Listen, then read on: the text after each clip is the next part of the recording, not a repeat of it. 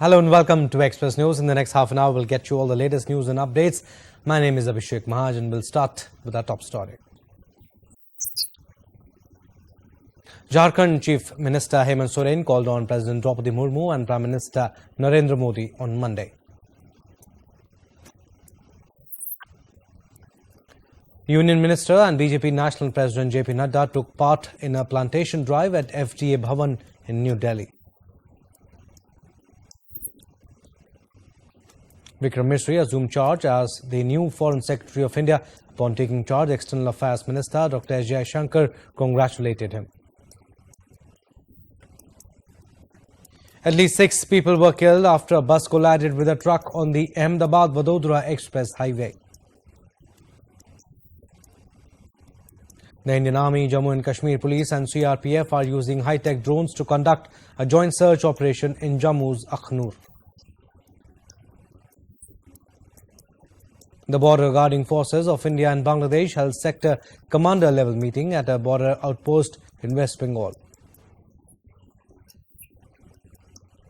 An all-women motorbike rally was flagged from the Kargil War Memorial after a challenging 2,000-kilometer journey across the rugged terrain of Ladakh.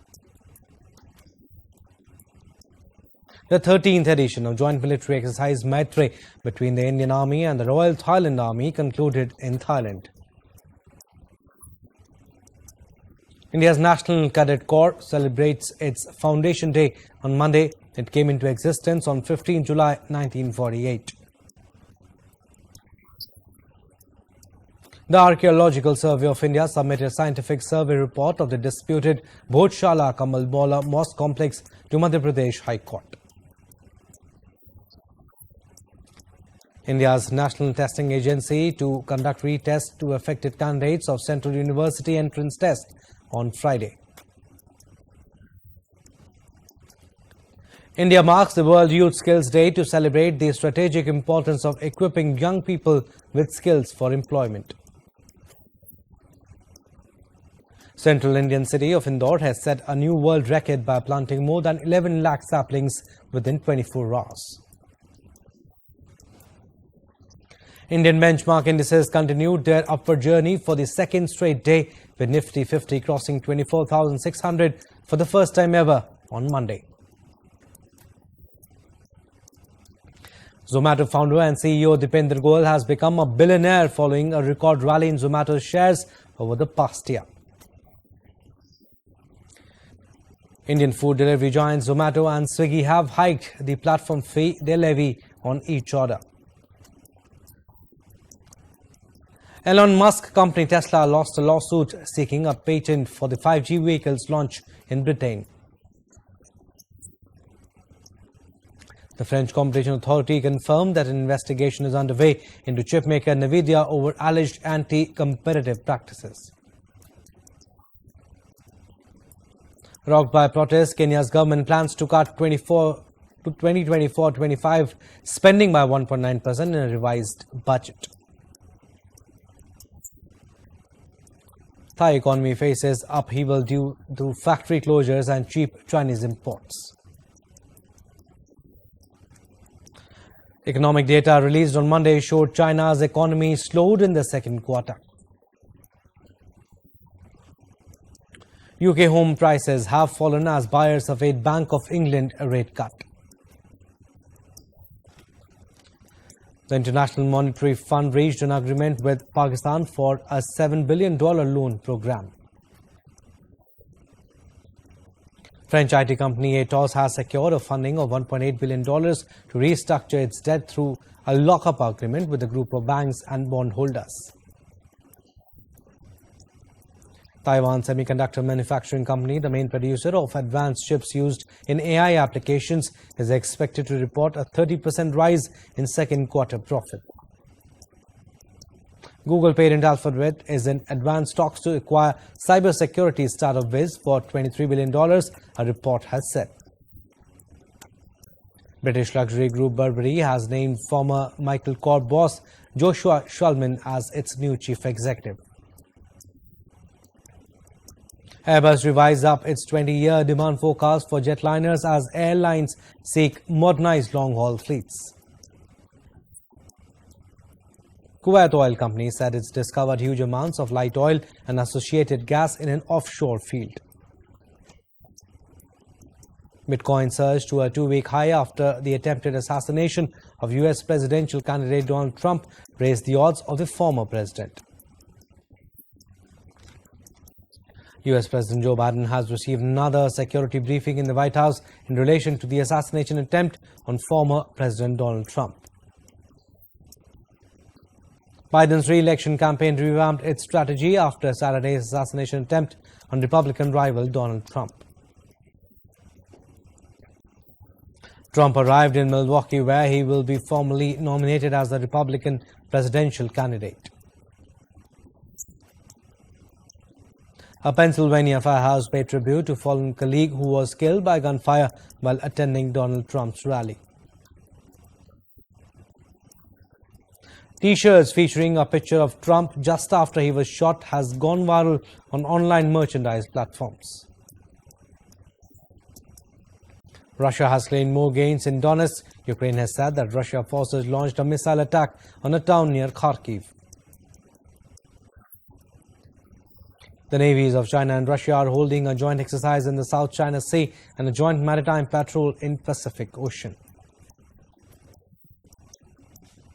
Estonia's Prime Minister Kaja Kallas on Monday submitted her resignation to take over as EU's foreign policy chief later this year.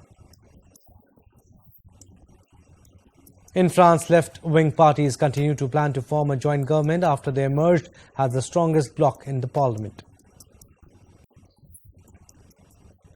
UAE has appointed Sheikh Hamdan bin Rashid Al Maktoum as its new defense minister. Former Peruvian President Alberto Fujimori, who served from 1990 to 2000, plans to run for the presidency again in 2026. Venezuela's opposition leaders attended a rally at one of the main universities in Venezuela to speak with students ahead of July 28th vote.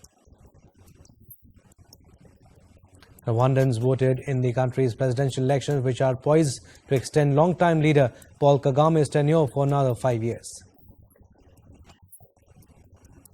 Syrians in government-held areas were voting on Monday in their fourth parliamentary election since civil war erupted in 2011.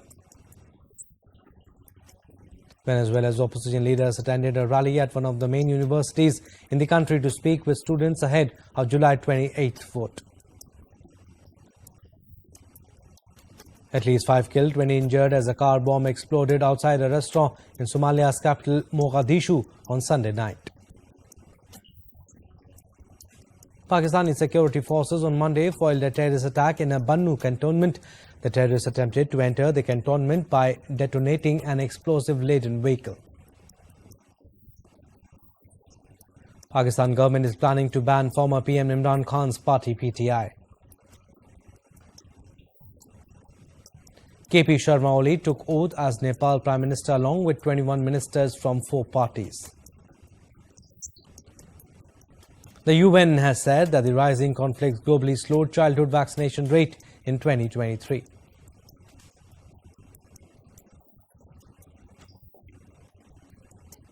All right, we'll slip into a very short break. On the other side, more stories. Keep watching Express News.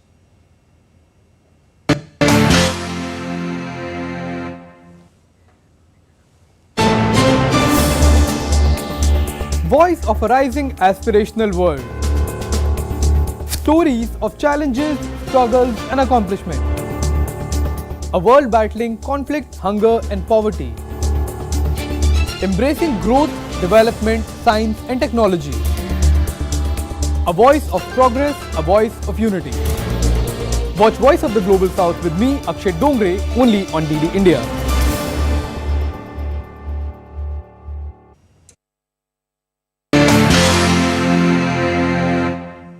Welcome back. You're watching Express News. I'm Abhishek Mahajan. Some more stories. Heavy rains lashed several parts of Delhi on Monday. Waterlogging reported in many areas. According to Indian Met Department, the city recorded a minimum temperature of 29 degrees Celsius. The India Met Department issued a red alert for India states of Maharashtra, Goa and Kerala amid heavy rains and thunderstorms. Due to heavy rain and thunderstorms, schools and colleges remain closed in several districts of India's Kerala on Monday. The IMD has also issued alerts for widespread rainfall across southern and central India over the next 4-5 days. Potential flooding and waterlogging in affected regions is feared. Flood situation continues to improve in India's northeastern state Assam. The affected population has now been reduced to 5.9 lakh. 2 people lost their life on Sunday, taking the death toll to 94. Rivers Brahmaputra in some major areas along with Budhiding and Disang are flowing above the danger mark. Rescue operations and water drainage efforts are underway after heavy rains caused waterlogging in southwest China's Chongqing municipality. So far, a total of 322 residents from 156 households have been evacuated. Local authorities organized emergency rescue personnel to flooded sites, opening manhole covers to speed up the drainage. Russia declares state of emergency in a port city as forest fires spread across an area of 22 hectares. Fires have spread across the broader southern Krasnodar region on the Black Sea. Intense heat, strong winds and dry thunderstorms have caused forest fires across Russia in recent weeks. Now, thousands evacuated as extremely aggressive wildfire burns in eastern Canada. Wildfire has scorched more than 24,000 acres of land in the region. Around 9,500 people have been evacuated from Labrador City. The wildfire has also led to temporary closure of Labrador West Health Centre. A new report from an expert from Cairo warns that Egypt's urbanization drive threatening green spaces and climate stability. According to the data from Global Forest Watch from 2001 to 2023, Egypt lost 1.8 kilohectares of tree cover. Report says Egypt could soon reach the same extreme heat levels registered in Gulf countries. In a historic development in the eastern Indian state of Odisha, the doors of Puri's Jagannath Temple's Ratna Bhandar or treasure vaults opened after more than 4 decades. All traditions and rituals were followed while opening the Ratna Bhandar. The plan is to make a detailed inventory of the precious contents at the temple. The traditional fireworks display illuminated the Eiffel Tower on Bastille Day, France's national day. The show featured the usual colorful fireworks. A large flock of drones made the show by shaping Olympic signs ahead of the Olympics. The 34th Northern Festival kicked off in Jilin City, North China's inner Mongolia Autonomous Region, attracting about 100,000 tourists and locals to attend. This year, the festival will run until the end of August. The events include sports competitions, cultural performances, opportunities to savor local cuisines, and exhibition showcasing the region's cultural heritage. The Brazilian city of Sao Paulo kicked off its annual Japan Festival. The event showcases traditional Japanese culture and cuisine. The festival is said to be one of the world's largest of its kind. It boasts about 300 stalls set up by Japanese firms operating in Brazil. The 26th China Beijing International High-Tech Expo kickstarts at the Beijing National Convention Center. Expo focuses on technology and emerging industries. The expo will end on July 16th. It attracts over 300 companies, institutions from home and abroad. Over 1,000 sci-tech innovation achievements are on display. A ceremony was held in Kyoto Prefecture, Western Japan, to mark the completion of a monument in memory, Kyoto Animation Arson Victims. The 3-meter-tall monument designed by the company's creators was also unveiled in Uji City. It features 36 birds soaring into the sky, symbolizing the individuality of the victims. Italian Institute of Technology in Genova unveils a prototype prosthetic foot that simulates anatomical structure of a real human foot. The robotic soft foot mimics the flexibility and waterproof traits of human foot, which could make it a game changer for people with limb loss and possibly for future humanoid robots. Makers of Indian thriller film Fir Aayi Haseen Dilruba announced their release date on Monday. The movie is all set to release on August 9th. Netflix India shared a teaser video of Fir Aayi Haseen Dilruba on Monday, featuring the lead actors Vikrant Massey, Taapsee Pannu and Sunny Kaushal.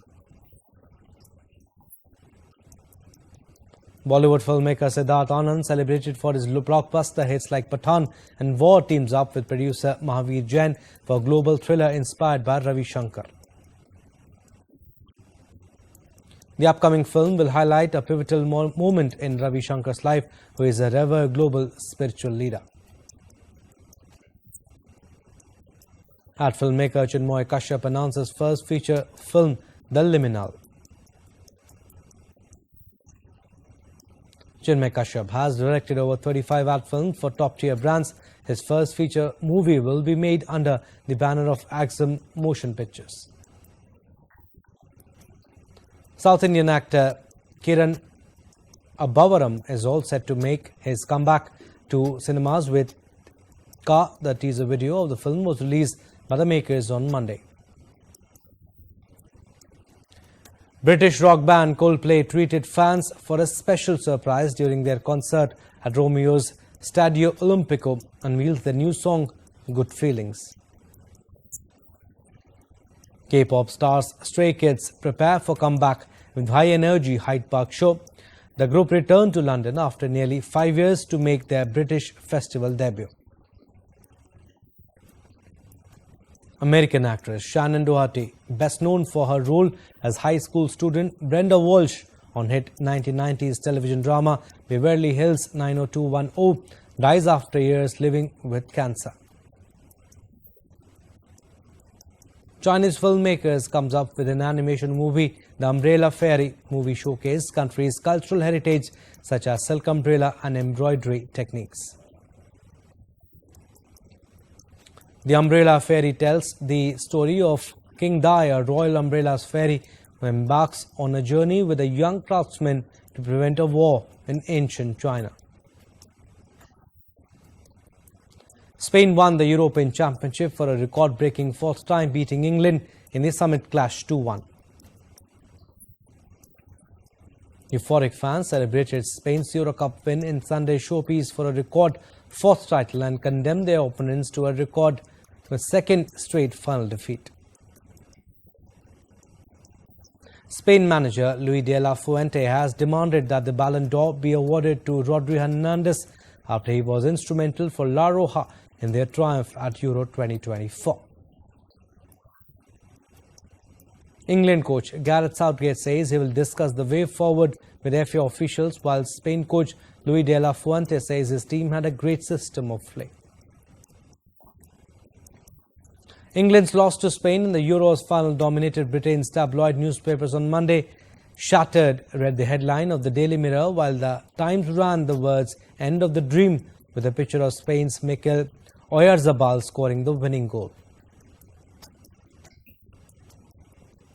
Argentina become back-to-back champions on Monday, clinching their second consecutive Copa America title despite seeing Lionel Messi being substituted off in the second half.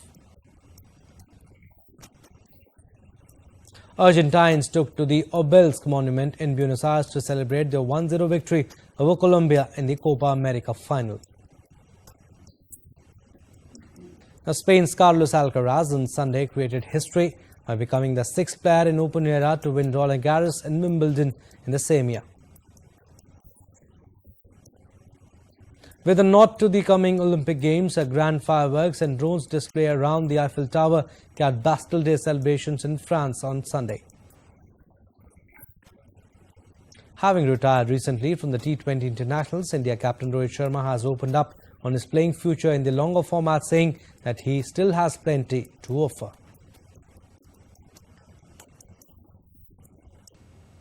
Alright, that's all we have in this edition of Express News. You stay tuned for more news and updates. Namaskar.